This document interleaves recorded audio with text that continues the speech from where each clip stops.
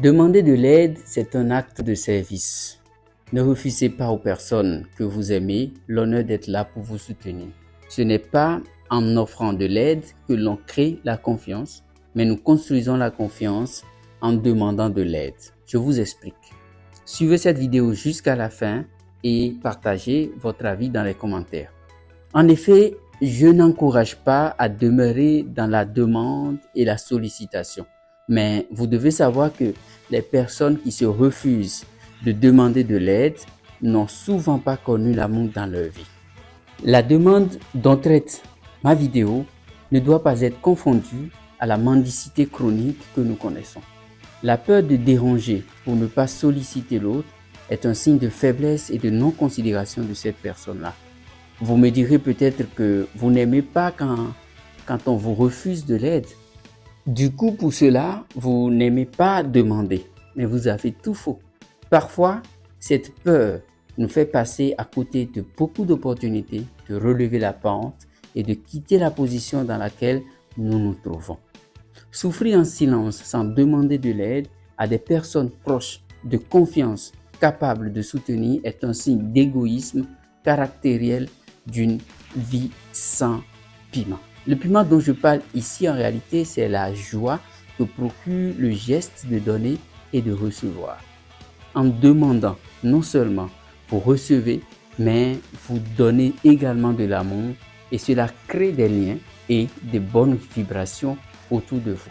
Je disais que la construction de la confiance est liée à la demande et non à l'offre. Le fait de solliciter est un signe de considération de l'autre et de valorisation de sa générosité.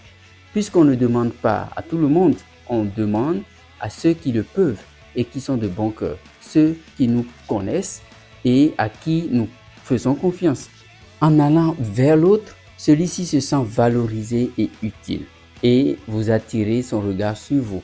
Ce que nous ne voyons souvent pas, c'est que les personnes au sommet éprouvent une solitude affective qui crée un manque en eux qu'ils ont besoin de combler. Vous constaterez que ces personnes-là, arrivées à ce stade, sont touchées par si peu de choses. Ils ont peut-être tout le confort matériel possible, mais ils n'ont souvent pas le plein d'amour et d'affection nécessaire pour déployer toute l'humanité qui gît en eux. Ainsi, vous verrez qu'il est plus ou moins facile de créer la confiance chez quelqu'un d'une classe supérieure que chez quelqu'un d'une classe moyenne. On ne le sait souvent pas parce qu'on a peur de les approcher. Les personnes de classe moyenne, non seulement n'en ont pas suffisamment pour en offrir, mais ils pensent qu'en donnant, ils perdent. Ce qui est une très grave erreur d'appréciation de la nature et de sa générosité. Il y a des exceptions, bien évidemment. Je suis d'accord qu'il y a des personnes de bon cœur qui existent encore. Ces personnes-là n'en ont pas beaucoup à donner, mais elles aiment partager avec les autres le peu qu'ils ont. Quand un proche à vous souffre et ne vous appelle pas de peur de vous déranger, puis vous l'apprenez une fois qu'il va bien, vous devez en réalité vous sentir mal et frustré, car cette personne-là vient de vous priver de l'honneur d'être là pour lui. C'est une joie, c'est une bénédiction. Lorsque nous nous attendons à créer de la confiance en donnant de l'aide, nous ne construirons qu'une confiance éphémère, car nous détenons le pouvoir d'être là pour l'autre et de lui en priver quand cela nous chante. Cela signifie que nous avons la clé de cette relation et que nous pouvons en faire tout ce que nous voulons. Vous devez laisser les gens venir à vous et créer le climat nécessaire pour que cela arrive.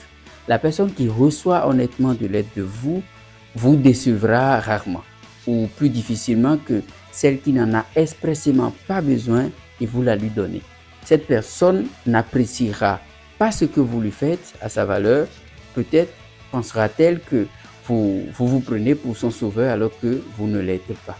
En ne demandant pas de l'aide, vous rompez la chaîne de solidarité et de fraternité. Vous privez ce monde d'une partie importante de sa générosité et de sa béatitude. Ne permettez pas que cela passe par vous.